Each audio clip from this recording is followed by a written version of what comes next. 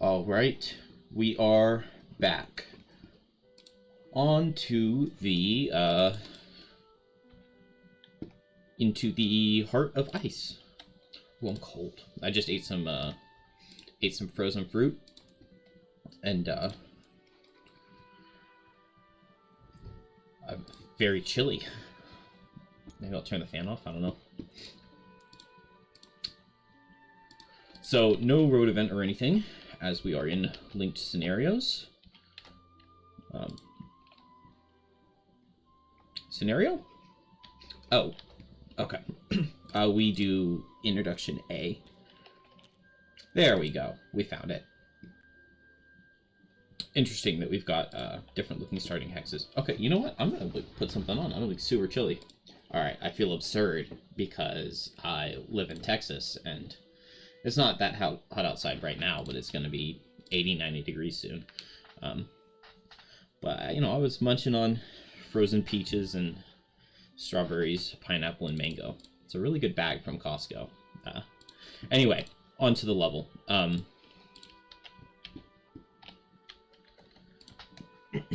The snare is complete when only one boss is dead and characters and character summons have collectively dealt damage to that boss equal to at least half its max hit points rounded up.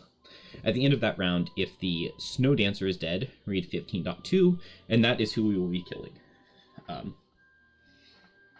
Because I did the other one in the other one. Each character adds 2 -1s to their modifier deck. Is there a way for us to do that here? It doesn't look like it. And it didn't add them automatically, because we're still at... So I guess we just,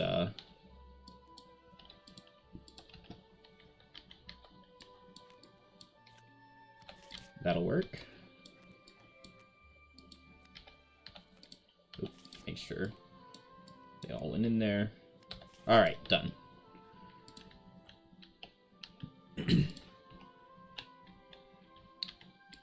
And yeah, we did offensive, so we do side A. The battle is near. Sounds of it echo off the tunnel's icy walls. Metal crashing against stone, thunder ripping the air, and chest-shaking howls of the Algox. Your breath is heavy as you follow your guide. Closer, closer, and then you arrive. The central chamber opens like a cavernous maw, ice and blood and bodies writhing in battle. In the center of the room hangs an enormous shard of pearlescent ice, and for a moment you simply stare at it. The shard rotates slowly in the air, held aloft by some otherworldly means. Clearly, a great power does reign here. That reminds me, if anybody who read the Aragon book series, in like the Dwarven Mountain, there's like this giant ice chandelier or something. My son and I are reading that book, but we're only like 100 pages or so in, but he is enjoying it. But the middle of battle is no time to stand around. The Algox around you are locked in bitter combat, spells shooting out with terrible quickness and heavy fists swinging. Your Algox companion shakes off his injury and steps forward. From the cheers that rise from the combatants when he enters the room, you gather he must be some sort of leader to the ice speakers. He concentrates and a thick whirl of ice collects on his fist, solidifying into jagged, brutal-looking gauntlets. His weapon ready, the chieftain tilts his head up and releases a howl so loud and terrible that it cools the blood in your veins.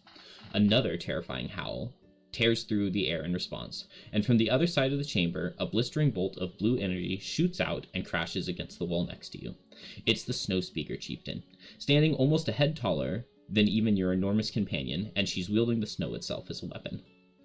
The two chiefs charge and crash near the center of the room, blasting open a gap in the battle. Both are clearly more skilled than other figures, and each moves with a surety gained from authority. Thunder cracks around the Snow Speaker, and the Ice Speaker bludgeons the air and ground with brutal strikes. But then, the Sea of Algox condenses back around you, all of them looking angry and suspicious. If you want to get to the main fight, you'll have to fight your way through these combatants first. Do not set up tile 11B. Door 1 is locked and will unlock. I think it's kind of weird that they... Why not just make this scenario 4 or scenario 5? Why make it like scenario 4 with like introduction A and introduction B? like, I would be fine if they made that decision and then, like, there were other scenarios that were, well, I mean, I'm fine with it, obviously. It doesn't bother me, but I just think it's weird that, I mean, I don't know why this wasn't just scenario 2 leads to scenario 4, scenario 3 leads to scenario 5. It just seems weird, because I know that there's some sort of misprinting. It's probably fixed in this version, but, like, the 1.0 release of Frosthaven had some sort of misprint in here, and I remember being really confused. It, like, says something about priests being in here when there aren't any priests. Anyway, that's not important at all. I just think it's really weird that, like, the rules say, like, just don't use this tile that's in the layout, and then in the other one it does. Anyway, all Algox scouts are allies to each other and enemies to everyone else. Same for all guards. Use the ally deck for scouts. Instead of using standees, use the fist and the snowflake. So that's that. These guys against us. So if we just go here, here, here, and we go late, this guy would see 1, 2, or 1, 2. So as long as we go under 70 on everybody, none of our characters will be focused. Where is my sound? That was weird. I had no sound in my headphones.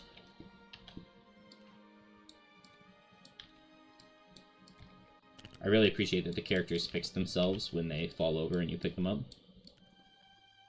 Why did my blink blade become so large? I guess it resets it at the end of a scenario. Alright. So this should be fine. Our only bonus objective is going to be getting, always moving, moving for more than 4. So on Drifter, Wallflower is possible, because you can end adjacent to obstacles. So I can end adjacent to these and get it. And I fixed that camera thing. I had, like, camera inertia on in the settings.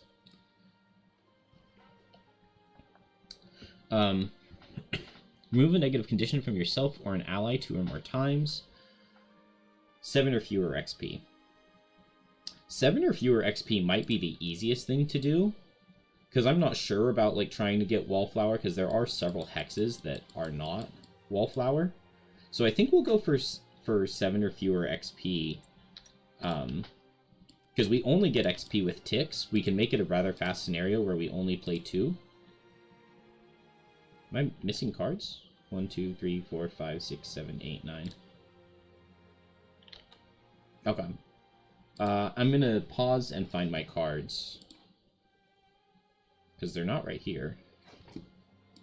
Okay, that was weird. I don't know why my Drifter cards disappeared. I wouldn't have been surprised if Blinkblade or Geminate cards did, because I messed around with getting the perk deck to auto-do itself, and you just right-click here to remove the player, and then set them back. But when I did that, because I have my F8 things larger than normal, it deleted some of the cards on the edge. Or, like, it moved them, like, to this thing. And, like, I had some cards sitting out here, like, not in a designated spot. So, like, Blinkblades I had to fix. I probably fixed Geminates as well. But Drifter I didn't get a perk. So, I don't know why some Drifter cards were missing. But, anyway. On to Geminate. Lose a card to negate 2 damage or less from an attack. That's definitely possible. 13 or more XP is definitely not kill the first enemy. Let's go for the 2 damage or less. The only problem with that is that we have to actually get targeted for 2 or less. But there is, like, an Algox Scout card where they hit multi-target. So, with reduced damage at range. So if they ever pull that, I'll just try to make sure Geminate gets targeted, and then we'll just lose a card. And we don't mind losing one of our 14 cards, right? Blinkblade never exits a room with loot tokens. There's only 1 room, so that's a really good, easy battle goal here. Yeah, I have too many cards on Blinkblade, so we'll take out Borrowed Time. We don't need that Initiative Undercut. Maybe I'll keep Overdrive just for the 2 experience here, because it's a little hard to get experience in early game Blinkblade. And so a different card to lose. Let's just drop Sand in the Hourglass. It's a good card. I like it, but we won't worry about it. So Blink Blade will go ahead and go slow.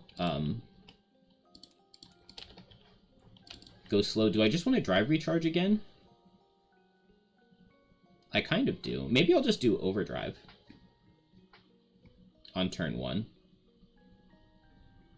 No, I'm going to do Drive Recharge because I want to pull that Bless or something.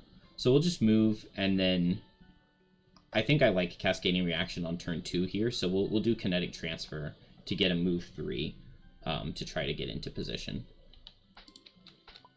Then on Drifter, we have to just do Crushing Weight with the move 4 in order to keep the Mastery alive. And Geminate, we can go either melee or ranged. I'm going to save Hornbeetle Carapace for the second room. Although I wish I had, like, ranged multi-hits. I guess I can do Mind Spike bottom is an attack to hit the boss, and, like, Into My Embrace top would be double hits to hit the boss.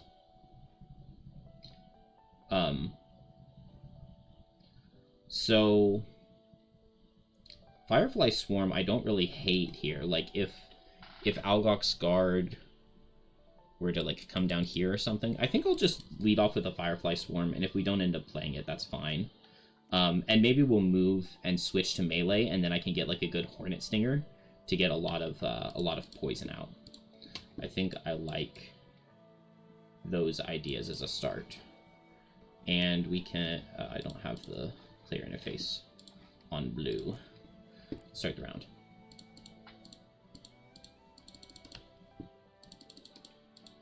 Oh no. Why can't I click the initiative tracker at all? I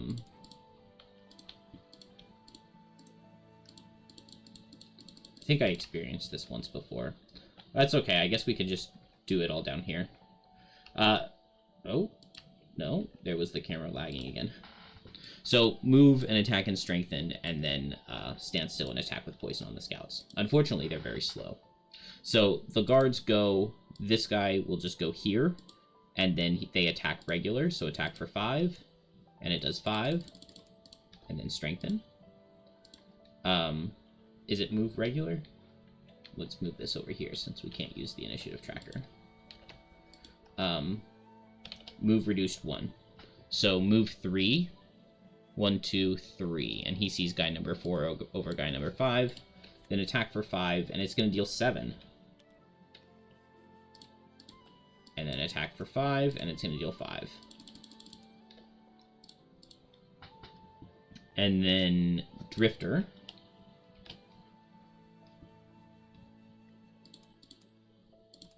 Set our Crushing Weight. Try to stay under 7 XP, and a move 4, and I have to perform a move ability. I guess I'll end adjacent to a guard, because I don't want to get poisoned by a scout, obviously. Well, I guess I could go here, and this scout's going to hit the guard rather than hitting me. So maybe I'll go right here, and I'll target the guard this next turn, and then try to run away. Well, no, I can't run away, because I have to play Sustained Momentum on my bottom. That's okay. So I'll go here so that I only get hit once. 1, 2, 3. Yeah, like that. I like that. Geminate. It looks like we did not get... We didn't get the best pattern, but honestly, I think it's fine to play Firefly Swarm and just hit these two guys. So we'll hit top and then bottom with it. It does 2 and 6. Let's make sure we get the experience. And then I think I'll just move 1, 2 and switch to range form. Oh. Okay, I started in range form, not melee. Because I played ranged cards. And then I will switch to melee form. And finally, on Blink Blade, did we do Drive Recharge? Yeah, we did Drive Recharge. So let's just start with that. Up here is where I need it. grab the Bless, get the ward, and then we've got a move 3 on kinetic transfer. So I don't want to come down here because I don't want to get hit by this guy. So I guess 1, 2, 3 puts me adjacent to this guy, but he was faster, so he'll be the focus. Oh no, I can come down here because the scouts would go before me. So let's do them real quick. So this guy does nothing. This guy attacks here before Blinkblade gets his turn. And he does attack +2, which is 5. And he poisons.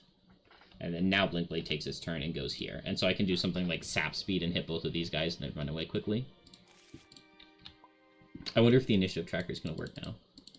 No, because I can't drag it. But that's so weird, because I was able to drag it into the corner after the scenario started. Maybe I took it, like, too far into the corner? Can I, like, reset the initiative tracker? Oh, oh well. It's not the end of the world. Blinkblade, we just go fast. I do think I like sap speed here. I also kind of like cascading reaction. It's possible that I get hit by the 15, and that would be annoying, but I could just do cascading reaction at, like, experimental adjustment speed at 12.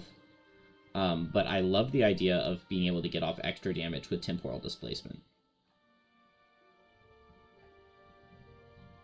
with the bottom attack. Because I can, like, hit this guy and, like, run over here and then hit him again. Then on Geminate, we're in melee form now, so I can Hornet Stinger. If I go after Blinkblade and I stand where Blinkblade is standing, then I can Hornet Stinger in this triangle and hit all 3 of these guys. That's pretty good. Alternatively, I could drag down and just immobilize both of these guys, but Drifter's not moving, so immobilize doesn't help that much right now. So I think I like just doing a Hornet Stinger after Blinkblade. And then my bottom I just need to move. So maybe we'll Hornbeetle Carapace. And the initiative is fine. It doesn't matter if we go at 20 or 23. Then Drifter, we just want to go fast and attack and set out sustained momentum so that we can continue the mastery.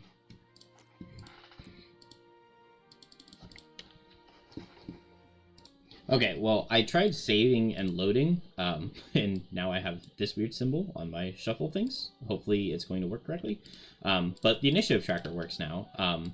I just had to, when I came in, like, the round was messed up, so we're on round 2, not round 3. But the round tracker doesn't matter for this scenario. So now we have that. Now we have it working. So just default attack with Prudent Preparation. Attack for 4, and it'll deal 5. I think there was only one guy that I could target. Yeah. He takes 5, and then I will set Sustain Momentum. Guards get their Retaliate, not their poison, so that's good. It's not really best, but... And then the scouts do have their ranged multi-target, so we'll make sure Geminate gets targeted, and we'll just lose a card to damage.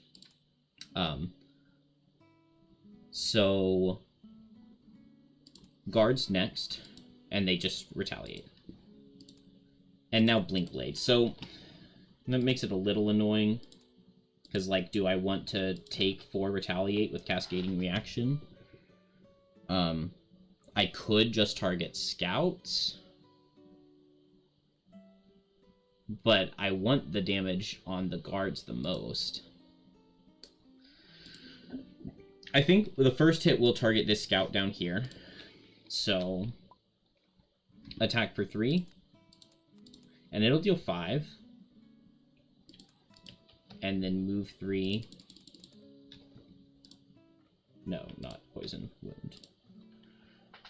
Move 3, 1, 2, 3. Do I go after this guy?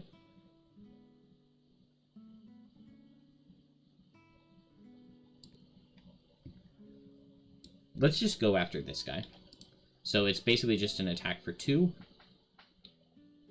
Actually, I'd rather be further away so that the scout sees Geminate as its primary focus, and then one of these guys is his secondary. So 1, 2, 3, and then hit this guy. Oh, should I have picked this loot up last turn? Yes, I should have. Another rock root. Okay, so then an attack for 2 right here does 2. I take 1 retaliate, and then he gets wounded. I should have poisoned him. Well, let's say I poisoned him. I did think it in my head, like, earlier in the turn, but I forgot to do it. And then we have a ranged attack.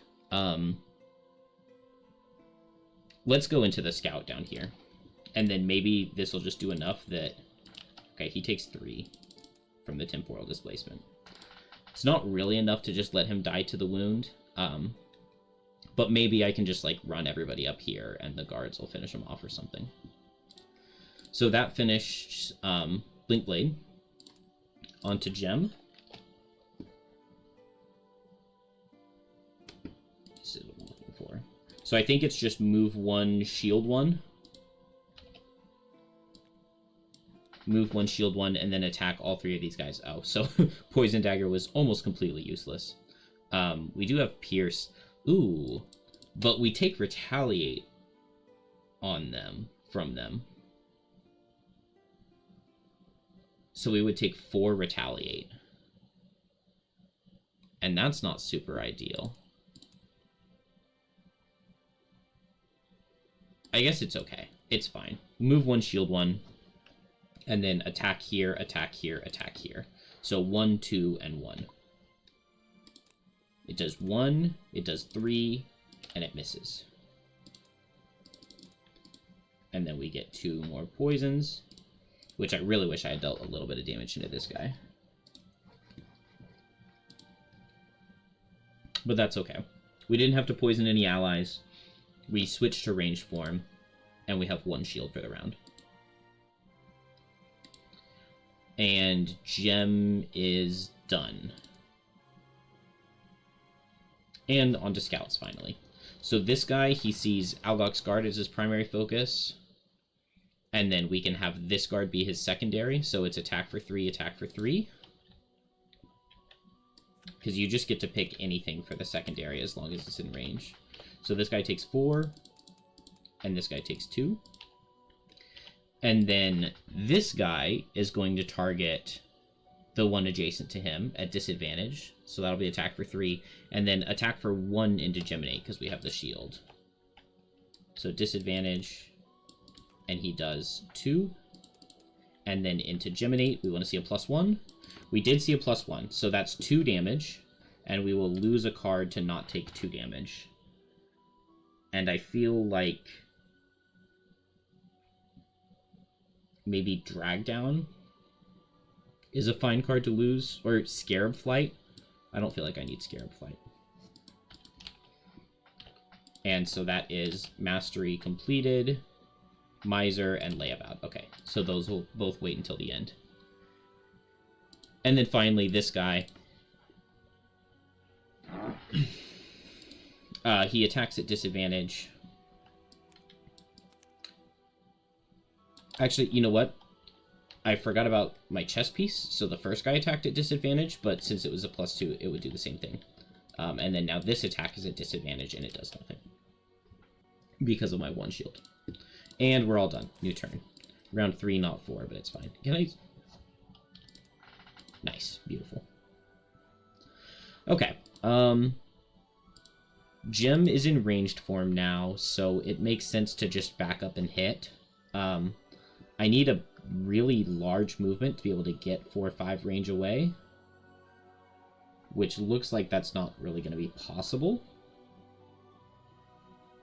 So maybe I'll just do Into My Embrace. What's kind of neat is if I back up here and I Into My Embrace, I can pull the guard adjacent to the scout so that he would focus the scout. And I really like that. So let's just go fast and do that, and it'll switch us to melee, and then we can, you know, figure out what we do from there. I like that a lot. Blink Blade.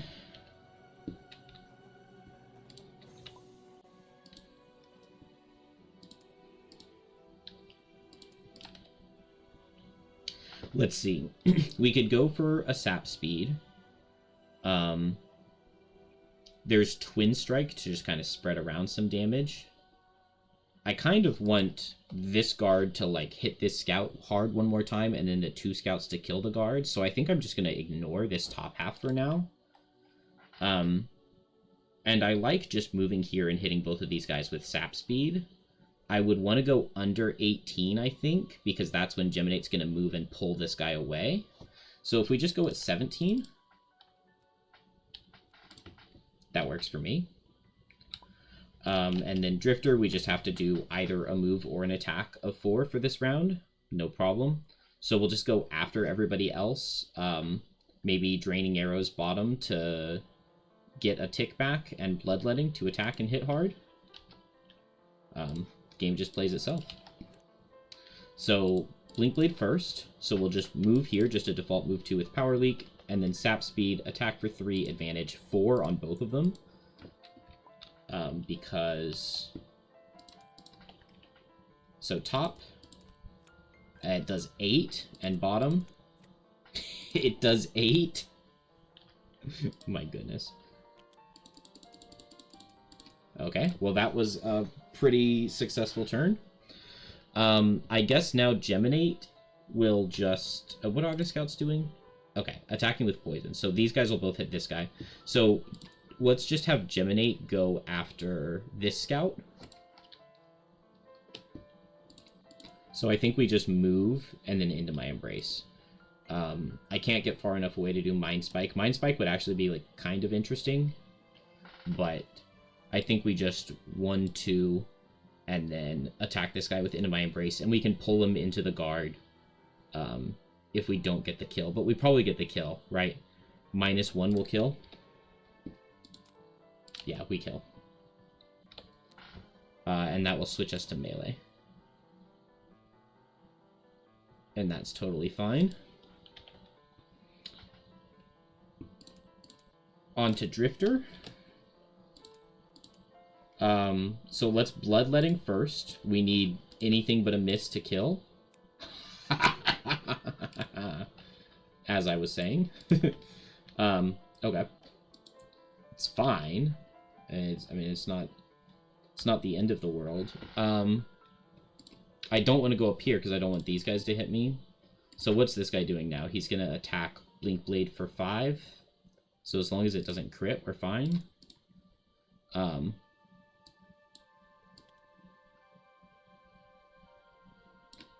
I'll just move here, and then I'm adjacent to him, so I get the tick back on the movement. It's either on the movement or the attack. Let's do it on the attack, I think. No, because I can get extra experience if I do it on the movement. So we'll get the movement tick back. But we still attacked for 5 and moved for 5. The scouts... This guy will attack, and he's attacking for 4. And he misses. And then the next guy will attack for 4, and he does 5. I actually really appreciate that guy missing, because now this guy will get a turn, and he targets the one up top. Attack for 5, it does 5. And so he softened them up nicely for me.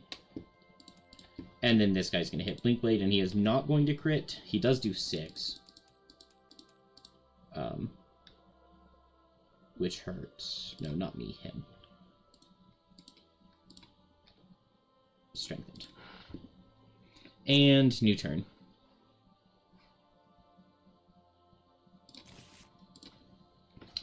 Okay, melee form on Gem. Drag down makes a bit of sense. Depending on what they do, if I just, like, move here and drag down, I could force the scouts to target the guard, and if they're faster than him, they could maybe kill him, and if they're not hitting at range, then they can't hit me. I don't hate that. I also don't hate the idea of just doing Changeling's Boon. Moving in and just hitting multiple times. I guess I don't really want to switch, do I? So I could just do... I can just do a default move. So let's go at, like, at 40. Seems fine to me.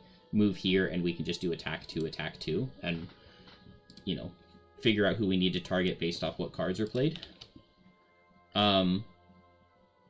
Drifter, I'm going to want to set up Relentless, I think, but not yet. Oh, maybe not, because I have to stay under 7 XP. I forgot about that. But it's okay, it shouldn't be the end of the world. Maybe I won't attack, because I want to save a charge, so I'll just move and pick up this loot, and I'll heal Blinkblade, because Blinkblade's low. And if we do Precision Aim bottom, then we can get back the charge that we use. And then Blinkblade, I will just go fast and pick up the kill on this guy. We can do Twin Strike to guarantee that we attack twice, so as long as we don't pull -2 and then miss. Oh no, even with that, he would still die because he's poisoned. So, Blinkblade first. So, attack for 2, and it kills. And then on the movement, we gain an experience. And then we also have move and loot, so I guess... Well, what are the scouts doing? Is that the same thing? No, that's move and melee. I want to stay a little bit further away from the scouts, so I'll move here and loot this one. Have I only gotten 2 pieces of loot so far? It kind of feels like I should have had more. Because there were 4 guys down here, right? And... Oh, okay, Drifter didn't get his money. Okay, cool. Metal. Okay, Blinkblade's done. We got the experience. Drifter is just going to heal Blinkblade. And then move and get the move tick back.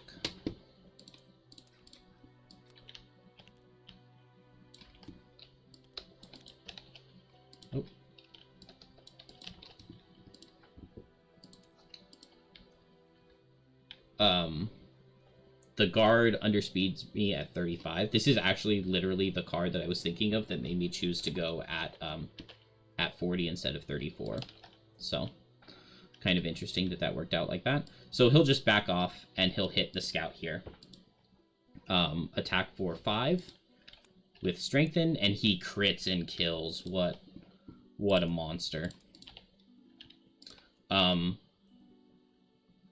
That's quite good for me. That's actually so good for me, because now on Geminate, I just will do Changeling's Boon. What am I looking for? This.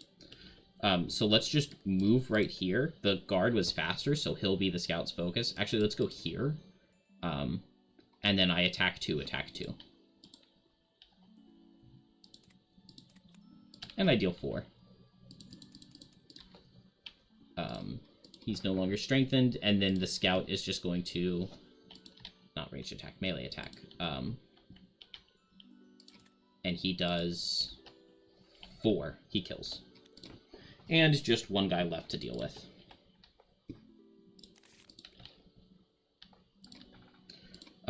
We're still in melee, because we purposely made sure we didn't switch, right? So, Reckless Jab.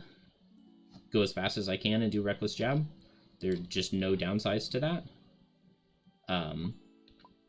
Blinkblade, I need to make sure I pick up all of the loot. I think I'm going to go ahead and play Overdrive just for the experience. I think we can just go ahead and go slow here. It shouldn't matter much either way at all, I don't think.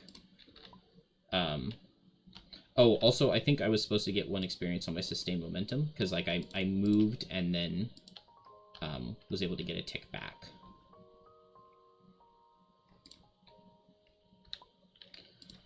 And so we just want to get to the other side.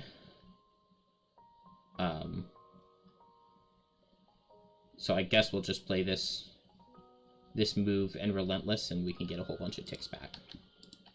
And that's fine. Everybody played cards.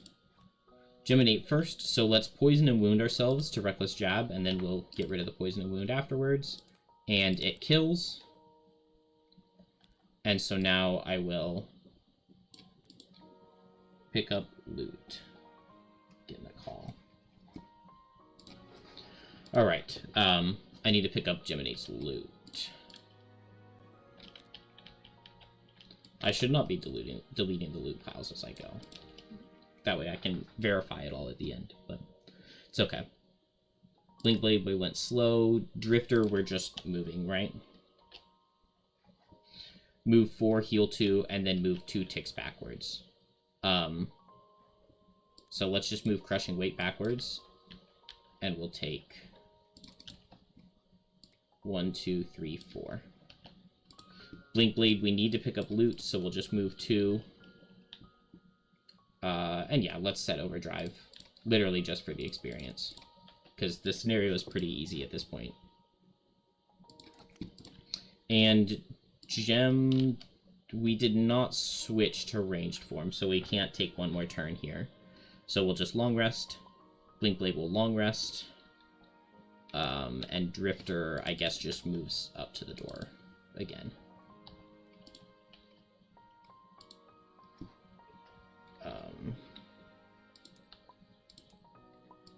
Oh, no, Drifter is not long resting. He's played cards.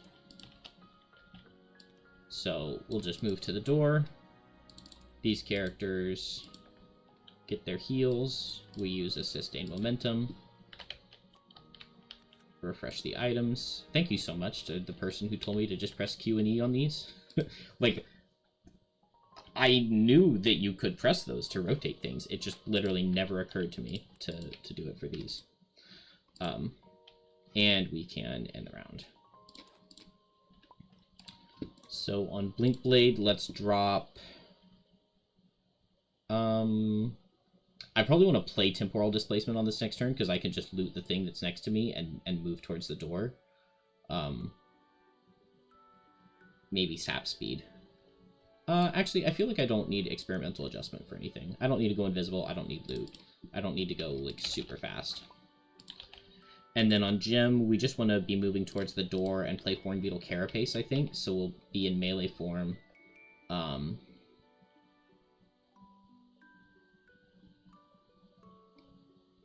got a lot of good things to do in melee form. Like this melee attack with Icebound Quills. I can do attack 5 top and attack 4 bottom. So let's drop Hornet Stinger. And then we want to be in melee form, which we are. Okay, so melee form will do Hornbeetle Carapace, and then I think I just want to move a bit. Maybe I need to play this move 3. I was thinking I could play this move 4 jump next turn, but 1, 2, 3, 1, 2, 3, 4 is not going to be enough. So maybe I'll move and switch on ranged form, and then we'll go the turn after, I think, is what we'll do. Also, I might go ahead and play this Harvest the Essence, because the bosses set some elements, and so I could turn those into light. I don't hate that. Blinkblade, Drifter, we long rest. Blinkblade, we need to pick up all of the loot, so let's just be slow, I think, and play Temporal Displacement with Kinetic Transfer.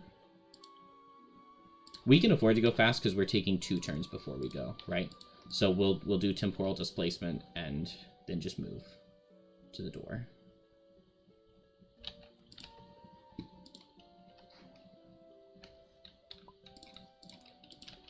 So Geminate, Hornbeetle Carapace, and then move 3 switch.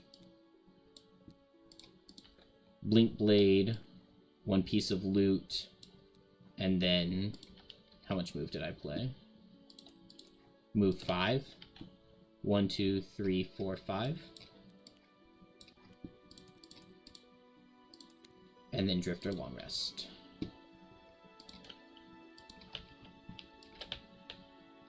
Another random item for Blinkblade. Decanter of Mist. This is a hand item. A hand item, not a bag item. I played with this as a bag item in my other playthrough for 10 scenarios or so, and I just never noticed that I had it in the wrong spot. During your turn, all figures gain disadvantage on and add -1 range to all range attack this round. It seems fine. The use I had for it was to force disadvantage so that things wouldn't run away from my retaliate, which seems like the best use for this item. But either way, not super amazing. I feel like most hand slots are going to be better.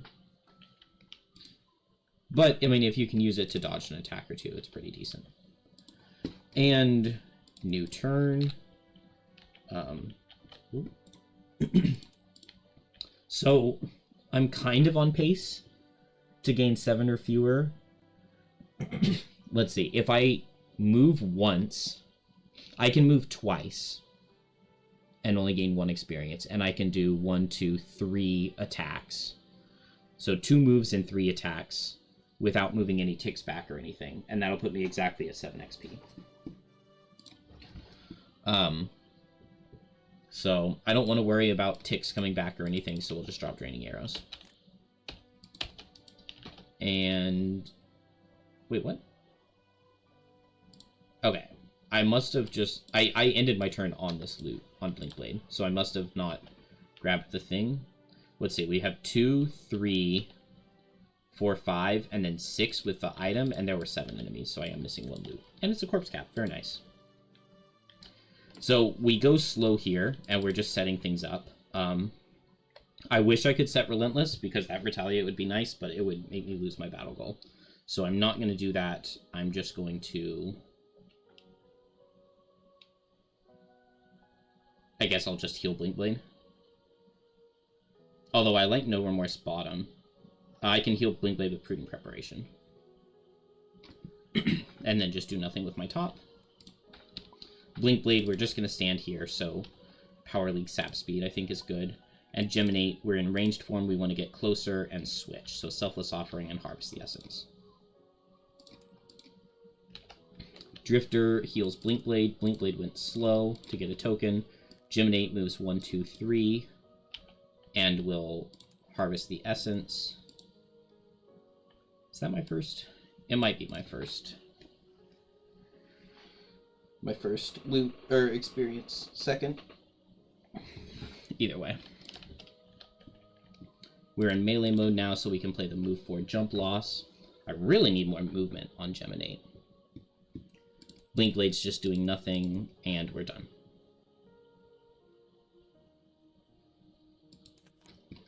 So, I think just Icebound Quills is fine here. We'll do Icebound Quills with Drag Down. And then the only problem is that then I have to go pretty slow, and I want to do Reckless Jab bottom with Changeling's Boon. So maybe I try to go after this turn. So I'll go Changeling's Boon with Drag Down this turn, and then Icebound Quills with Reckless Jab.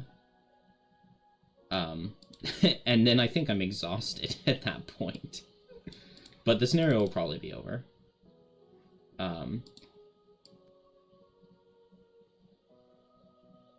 Because I'm playing, like, all losses. No, I'll have 2 melee cards left, and I can switch out. I'll have to short rest, but it's fine. Blink Blade, we're just going to run in and do damage. Fast.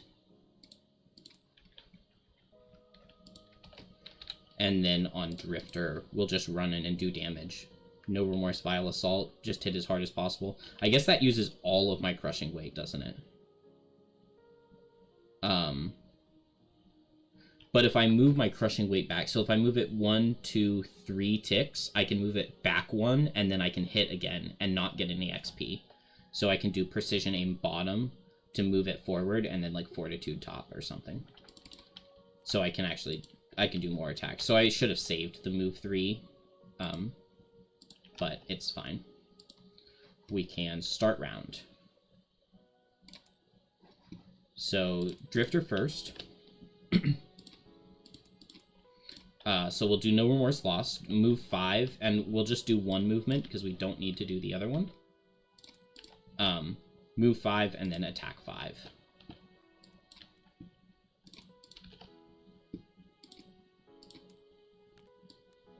Wow, that's a lot of stuff. What is it trying to say that it's immune to? I'm not sure. Curse. Immune to curse. Okay.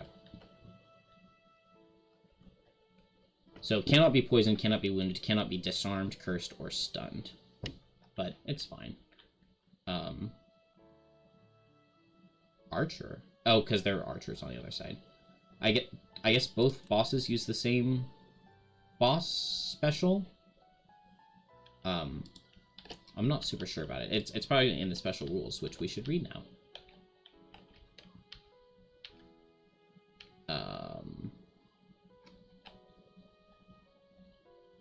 75-1.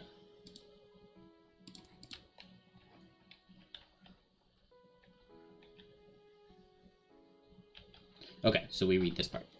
You move up into the main chamber to see the two chieftains locked in mortal combat around a massive crystal of ice in the center of the room. The outcasts behind you no longer give chase. They are waiting to see what you do. But you can afford to wait no longer. If you're going to buy security for Frosthaven, you'll have to help finish this fight. It's time to pick a side. The Fist and Snow Dancer are enemies to both you and each other. Draw a separate boss monster ability card for each one each round. All other monsters cannot focus on or target either boss in any way, and vice versa. If either boss dies and the scenario goal is not fulfilled, the scenario is lost. Okay, so I guess we just draw an extra boss special, so Snowflake and Fist. And then what are specials 1 and 2? Wait, what is this?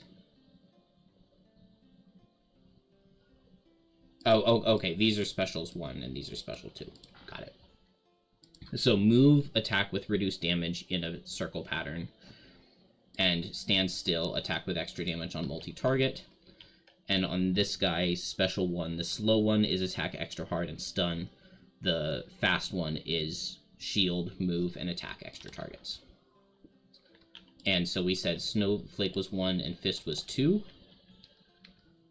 So Snowflake gets 1, Fist gets 2. So the Fist has multi-target, which is nice. So we can just come, like, here. Actually, let's go over here. 1, 2, 3, 4, 5. And this way, Fist is going to go 1, 2, 3, because he would see me as the primary focus, and then Snowflake is the secondary. Because the Fist is going really fast, since it says to draw separate cards for them. So he got special 2. So I move in, I attack for 5. And I deal 10. And then I attack for 4, and I attack for 4. Oh, I can still do one more attack, and I don't get any more XP. So attack for 4 misses, and attack for 4. So I dealt 14 altogether. That is fine with me.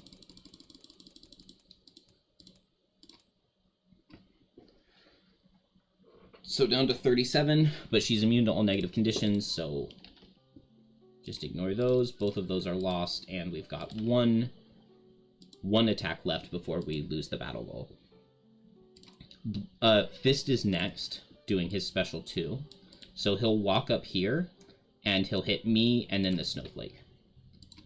I guess they just use the regular deck. So I take a -1. His base attack is 9, and this attack was regular, right? Yeah, it's attack regular, so 9, and he drew a -1, and I have 1 shield. So I take 7. I should just lose a card, but it's fine. I'm not going to worry about it. And then he attacks the Snowflake for 9. And he does 10. So he has dealt 10. If he does 26, then we lose the scenario. But the Snowflake may just die, like, next turn pretty quickly. Then Blinkblade gets to go. So we will move 4. All adjacent allies and enemies suffer 1. So 1, 2, 3. And then attack 2, move 2, attack 3. So attack 2, move 2, attack 3. So that is 4 damage altogether. And done. Geminate. So we'll just move in. Are either of them immune to disarm? They're both immune to disarm. It's fine. We'll play the loss for the experience. And then attack 3 because of Hornbeetle Carapace. Oh, also I should be warded. So attack for 3, attack for 3. It does 4.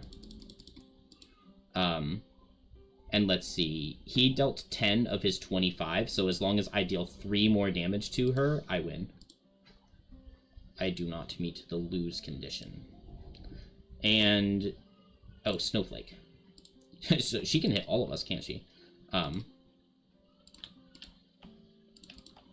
Special 1, so it was reduced, no, it's increased move and then reduced damage on everybody. So she needs to go, to get rid of disadvantage, she could go 1, 2, 3, and then she would hit all 4 of us, or 1, 2, 3. So it doesn't matter either way. Let's have her stay closer to Fist, and then Geminate, Fist, Drifter, Blink Blade. Geminate gets crit. Actually, Geminate has her armor, so does not get crit. And it was attack for reduced damage, so attack for 4. So I take 1 because of the ward and the... Or no. Just because of the ward, I take 2. Then attack for 4, it does 3. Attack for 4, it misses, nice. And attack for 4, it does 3. Is he immune? Yeah, he's immune to muddle. But that's okay. Between everybody, I'm sure we can manage to find 3 damage. Unfortunately, she ran away from me, so I can't do Icebound Quills top and Reckless Jab bottom. But maybe just Icebound Quills top will be enough. Blink Blade will just short rest. I'm fine with Kinetic Transfer for the true damage and then Sap Speed for the advantage to get rid of the disadvantage. Can I move? Yes, I can move 1 time and attack 1 time. So we'll just plan to do that. I cannot get the tick back with precision aim because then I would get an experience on the attack. Geminate is first, and then Snowflake gets the card that they drew, and which is special 2, and then Fist gets nothing special. So no shuffles from them. Geminate goes here, attacks at disadvantage using Icebound Quills. And it kills. Well, no, it doesn't kill. It does 4 damage.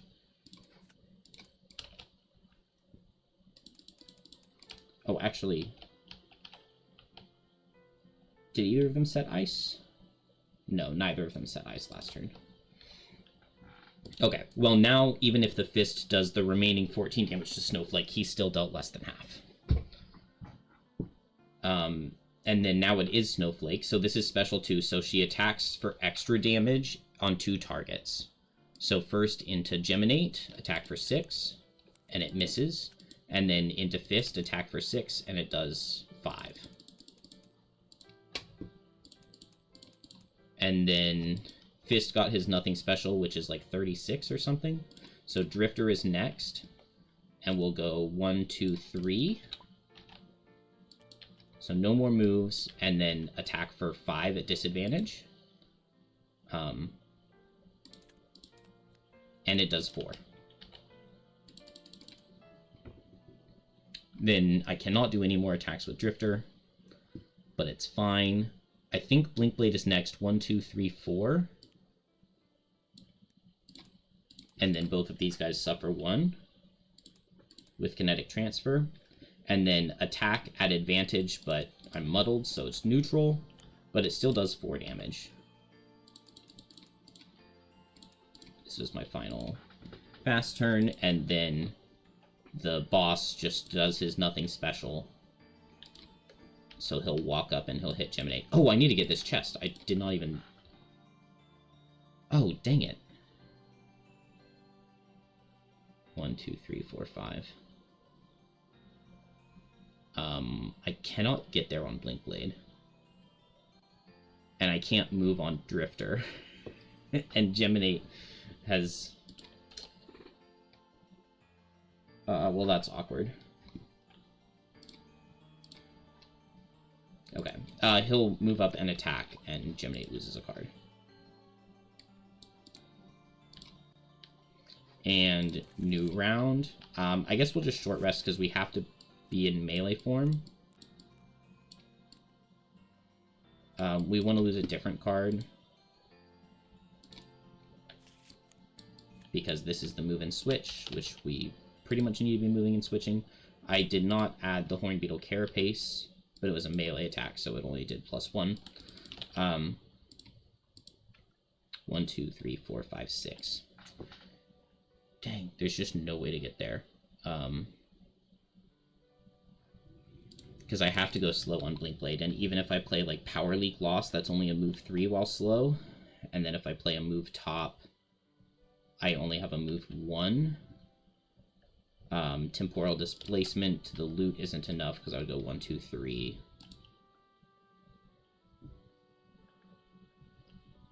And I don't have any way of... Yeah. Okay. I definitely did not do that with the camera. Whatever. I guess we'll just go slow and move towards it, and we'll just pick it up next turn. So we just cannot hit the boss, so everybody will just think happy thoughts. Ah, wait. I can pick it up this turn. I use Relentless to move both of my ticks back 1, and then sustain momentum with Violent Inheritance, and that'll be enough movement to pick up the chest. And then now I can just kill the boss.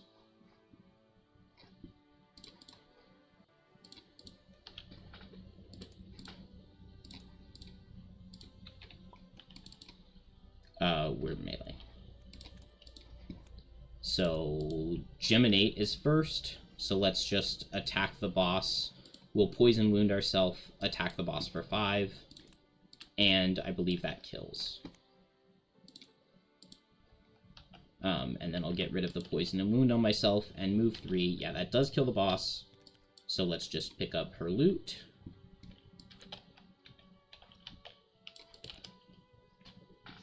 Then...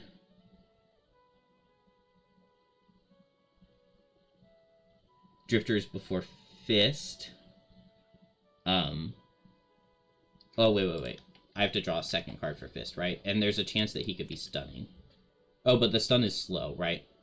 Yeah, Special 2 is the fast attack, so he'll just hit multiple targets. And he would have gone first, but it doesn't matter. I'll just lose a card on both people. And then it makes no difference. Blink Blade, I'll just get an experience by playing Power Leaks Loss. And then nothing with my top. And then Drifter, we just do Relentless to move a tick backward on both. And then when I move with the loss on Violent Inheritance, I have move 6, 1, 2, 3, 4, 5, and I can pick up the chest. And Horn of Command, item 76, Blueprint. I wonder if that did it automatically, or... Let's see... Unlock 76. Nice. Okay. And so these just get added to the shop. Cool.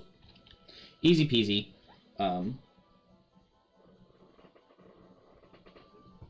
I like this scenario. I don't think I did like super well on it.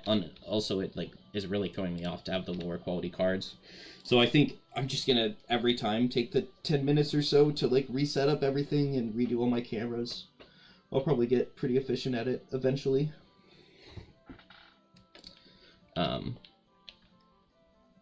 We killed Snowflake, so we read 15. 2. I did not push the camera that much. It must just be that it's lagging. But I don't know, because like it doesn't feel laggy when I'm playing it. The only time it lags is when I'm moving the camera. A blood-curdling howl, a bitter shift in the air. One last fading flurry from the Snowspeaker, and the battle is over. The aged Snowspeaker chief collapses to the ground, lifeless, and the chamber grows still. Sweat evaporates from your forehead, and all around the battle-worn ice speakers look on, and the surviving Snowspeakers flee. A low voice rises up. "A good fight, warm bloods," the voice says, resounding off the icy walls. It's the ice speaker chief, looking much worse for wear. He grabs his ribs, most of his weight settled on one leg. His face, though, shows not pain, but curiosity. "You helped us defeat these invaders, and for that, I am thankful. But why did you do it? Why would you set foot in our sacred mountain and risk the wrath of our god Garyu?" It's the first chance you've really had to think about it, but you figure honesty is the best option here.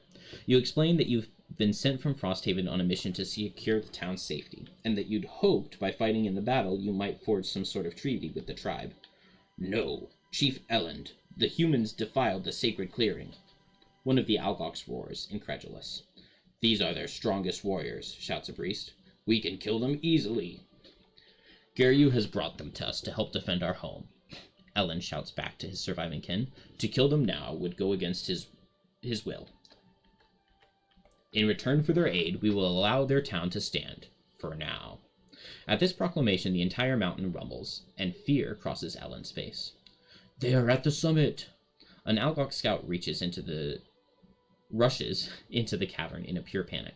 A powerful snow speaker is performing a ritual. They intend to bring down the whole mountain. Ellen turns to you. This clan is not on your side, but with continued help, maybe they can be. So you must climb, the chief growls. You must go up to the peak and find this snow speaker. Cast them down so the wolves may eat their flesh. It will take them some time, so you may leave and prepare. We will stop them from leaving the peak until you reach to prove your friendship. He nods at the rightness of his words, and then, considering you for a moment longer, decides on something else. He clasps an enormous hand down on your shoulder, nearly bringing you to the ground. And I shall send a champion to aid you in this trial, he says, his eyes wide and fiery, to ensure it is successful. Unlock the Fist. New scenario Avalanche, and read 63. So, unlocking should be easy. We just hit this, and click this. Boom. Alright. So yeah, as soon as I retire, I will be playing a Fist somewhere. What are my retirements? 65 to completion. So that'll take a little bit, which I should do scenario 65 next. 8 different outpost names, and a lot of gold. But I don't want to retire Geminate, so that'll take a while. I did do Miser because I picked up all the loot tokens in the first room, and I did get Daredevil. I was very meticulous. I guess we'll finish reading, and then we'll do the loot before we close everything, hopefully.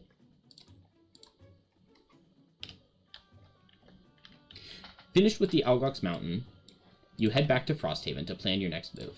There you find Satha speaking with the downtrodden populace, still reeling from the latest attack they barely survived. A few new support beams here and there, patch up some of the walls, and we'll be sure as snow in no time. You'll see, she says with a wink.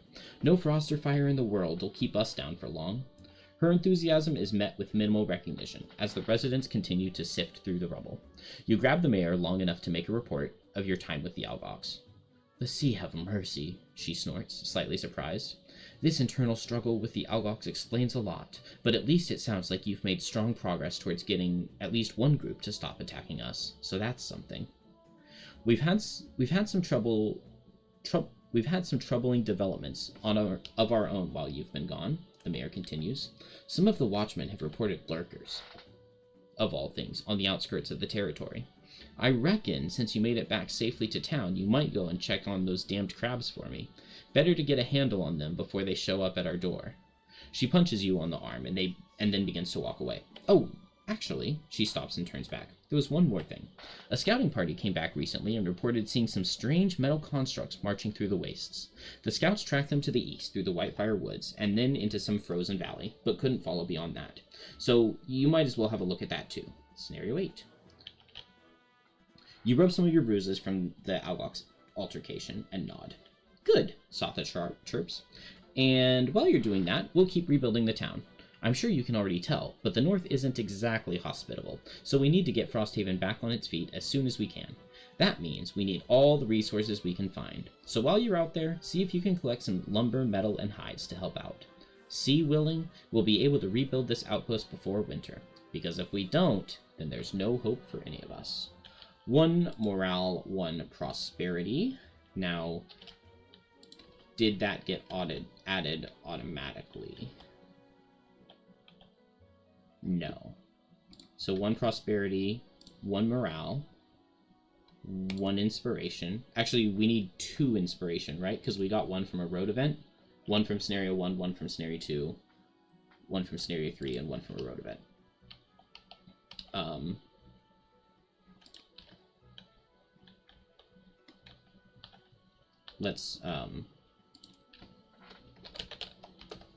Let's put this right here, inspiration 4, because, or right here makes more sense. Just to make sure that it stays tracked. Nerdhaven commented, telling me, he said a way I could fix it. I don't remember what it was, but we'll just track it like this. He said it should be fixed in version 2.3, which is cool. So, let's unlock all our scenarios. So we don't get to go through this path. I do like this path, the light blue Algox path that you get for defeating the Fist. Maybe I take that back. I hate scenario 9, but 27 is really cool. But I like this one that we get. So we get Avalanche, scenario 6, Edge of the World, and Crystal Trench are the next 3, but we'll be doing a Strong Foundation next, because we need it's a 4-quest line with time in between. So we need to start that ASAP. Ugh. And, yeah, we finished with all of that, so now just on to... Oh, okay, loot. Loot. I swear that's gonna drive me crazy. So that's 2 metal.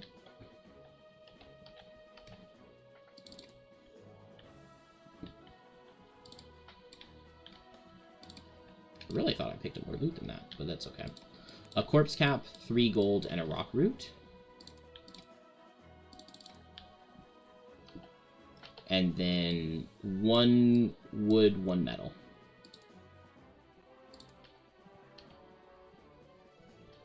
And yeah, cleanup action did not work for the loot.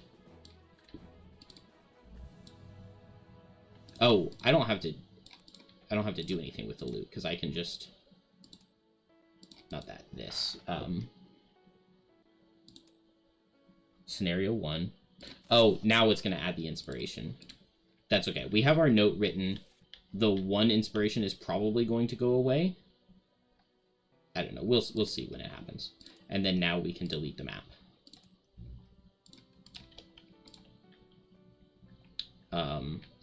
Add all of our experience. So we should have some level ups.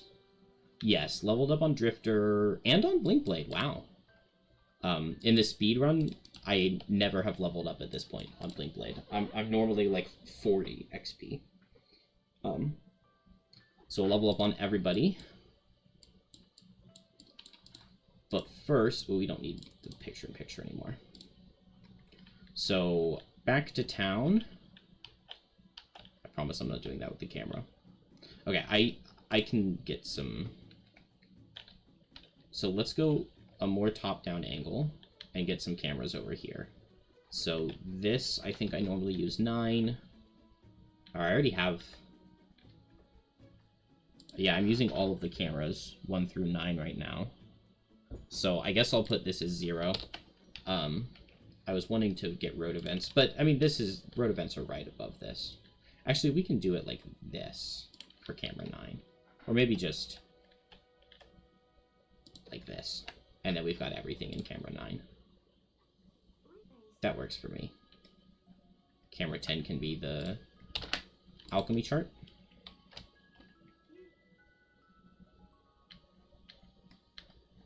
No, I think I like this for 10. I feel like I'll use this more. All right, we pass a week, and then we do Summer Outpost. What was that sound?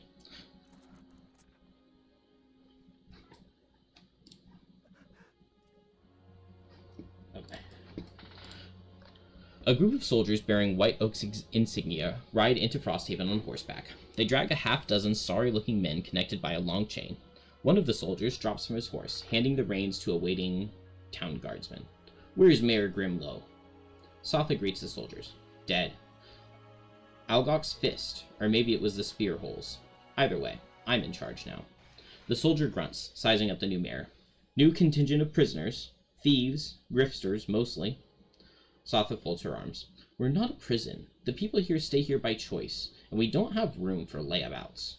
The soldiers brush her off. Put them to work. Put them to death for all I care. They're delivered. Find a place for them. Unless you'd like me to execute them. The soldier draws his sword and puts it to the throat of the nearest prisoner. Option A, allow the soldier to execute the prisoners. Option B, encourage Sotha to let them work for their keep and go free. Option C, go a step further and offer a house. Offer to house them in your longhouse. I don't really remember this one. I think C gives you 15 gold. I don't know what the other ones do, so let's just do option B, because we're not going to execute the prisoners. That would be absurd. Okay. We get 2 soldiers, which we were full on soldiers. Probably need to mark that. So, basically just no effect. So, remove that event, and it's done. Would you stop doing that? I guess the longer I record, like, the more stuff is built up. I don't know.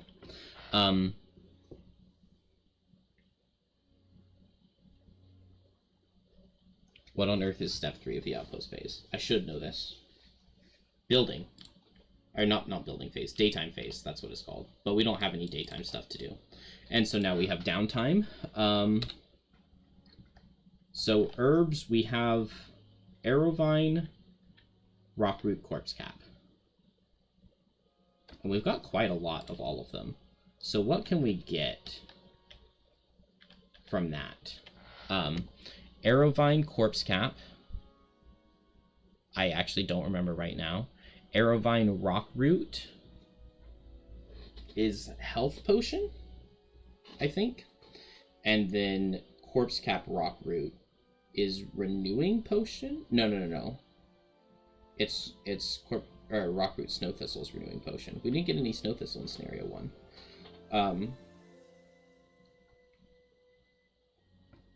I think I'm fine with doing arrowvine corpse cap. I don't remember what it's going to be.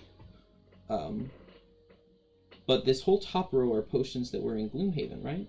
It's not the mana potion, it's not the power potion, it's not the health potion, and it's not stamina potion. I don't know. What is it? Cure potion. Okay, I actually don't mind that.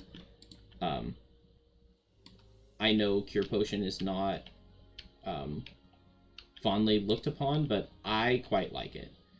So that's corpse cap and arrowvine.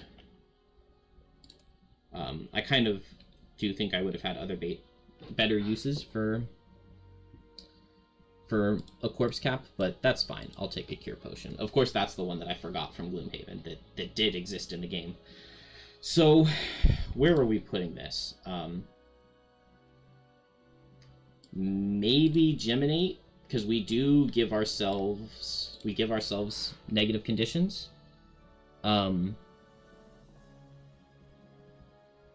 do not think that we can use Cure Potion in the middle of, say, Smoldering Hatred. Because, like, we do Smoldering Hatred, we muddle ourselves, but it's like a part of the attack. And using a Cure Potion would be like an ability. So I don't think we can muddle ourselves, Cure Potion to remove it, and then do it. The only way we can do that is with the perk that lets us do that. Which we don't have. Oh, okay, cool. My battle goals are all still right here. It's a 1, a 2, and a 2. Because I got it on everybody.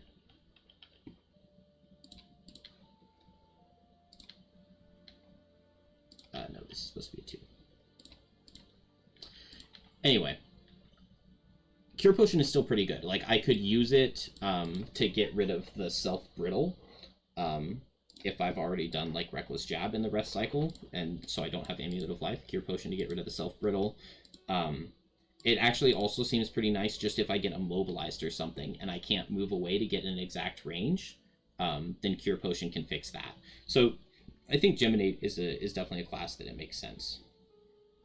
It makes sense to use this on. And then, like, as we go a little bit later, we get some more, some, like, slightly nastier self-inflicted things. Like, I think the level 6 card, we impair and brittle ourselves. But we can use this item while we have impair, so we can use this to remove the brittle. Although I may not still be using it by that point. Do I want to get anything else? I don't think I have another corpse cap, right? No more corpse cap. So it would just be Rockroot Arrowvine, or double Rockroot. But honestly, I feel like we might as well take a Rockroot Arrowvine, which is the health potion.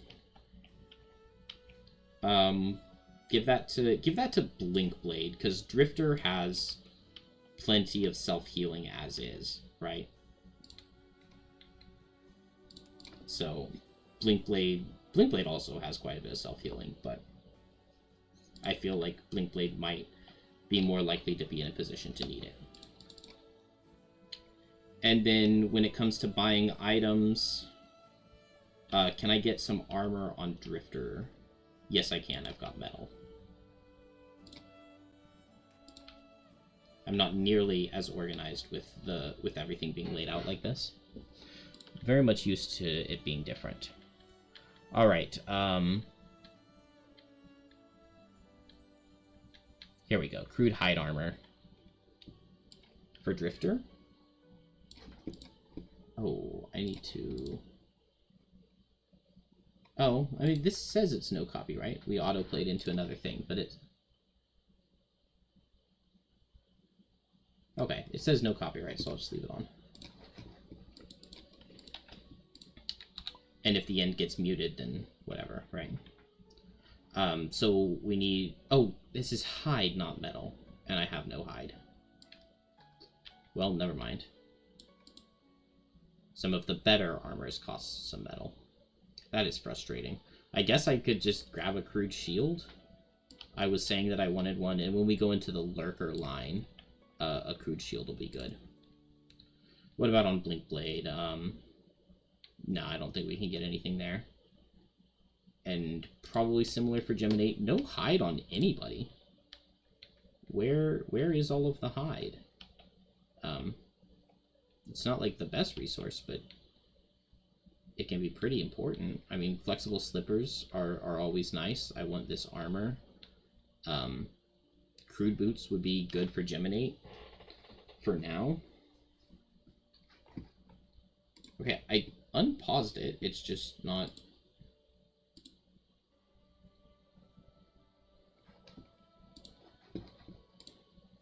Okay, I think that finishes downtime, which puts us into building phase.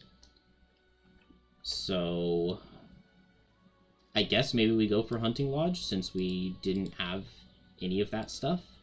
So 4, 1, 2, 10.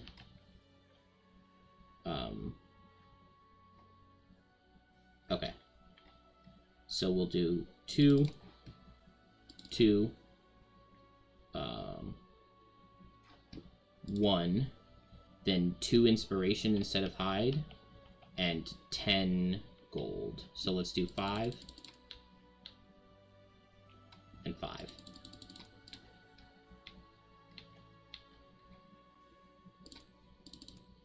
And then we have gone down to 2 inspiration, but now we get a prosperity, and we can purchase hides from the Hunting Lodge. And we read 172.3, which I figure everybody here is going to know. Section book.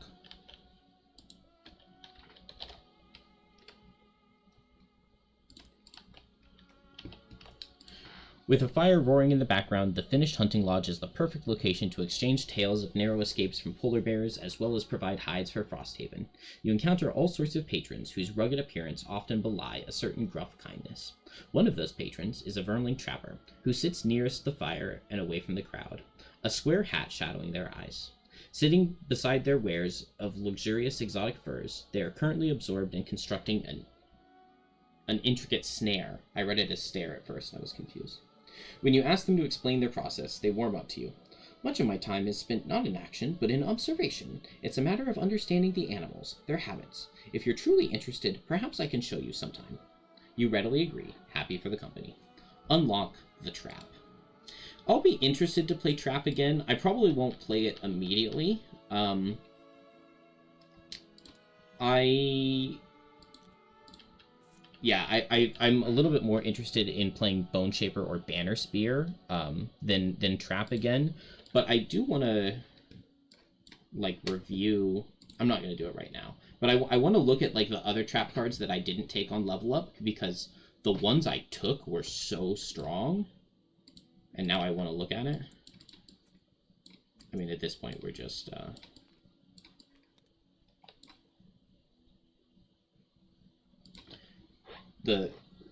okay, so Unavoidable Outcome, I really like this card. It lets you hit flying targets because you just attack them and it springs a trap adjacent to them.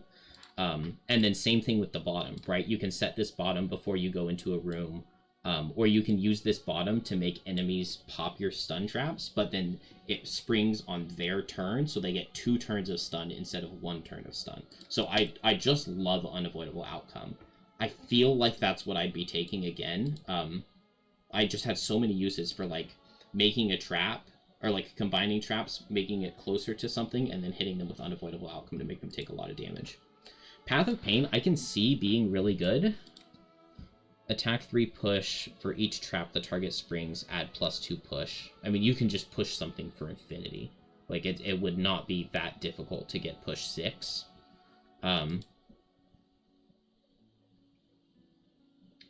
And then you also create 2 wound traps, and you get to move and make a trap, which is just really useful for like turning 1 trap into something else, and for making walls. So it's good. I still feel like I would take Unavoidable Outcome though. I got so many uses out of that. Extra Teeth, I don't know how you would play this class if you don't take Extra Teeth bottom. So what is the other level 3? A Strength and Bless trap. Well, a Heal, Strength, and Bless trap. That is a very good turn, to heal, strengthen, bless, and give 2 turns of heal. So I don't know. Maybe I could try. Maybe I could try this instead of Extra Teeth. And then we can also increase the damage or heal value of the next trap we make by 3. We move and do that. Okay. I mean, yeah, if you move and then you're making like an 8 damage trap, that's actually pretty good. You move and make an 8 damage trap, and then the next turn you attack them for 2. Unfortunately, this is just spring 1 trap, not all traps adjacent to them. Then I did do Dangerous Ground. I got a couple good uses out of the Lost Bottom to just pop a whole bunch of traps and deal like 40 damage in a single turn. But making 2 traps up top is good. What's the other one? 2 heal traps, but it's 10 initiative. Move, loot 1, and heal. Initiative just isn't too much of an issue on trap, I think. Lure the Snare. So a good attack with a lot of pull. You can spring a lot of traps with this. Detonate a hex containing a trap within range 3. Spring the trap and apply its effects to 1 figure adjacent to the trap. Then move 3. And you have to end next to where the trap used to be.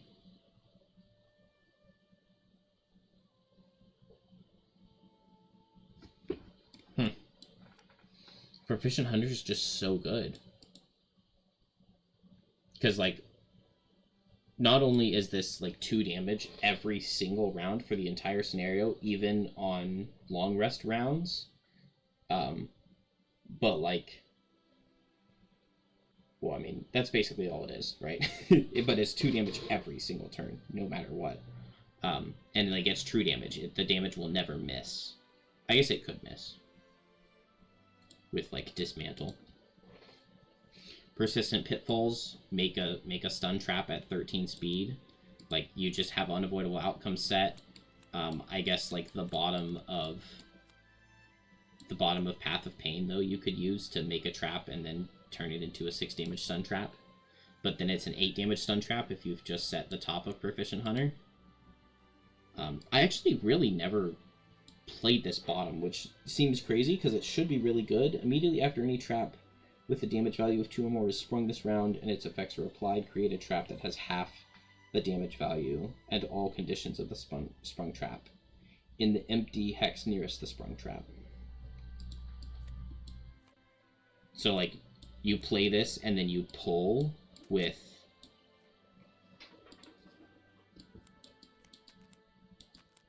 Lure the Snare.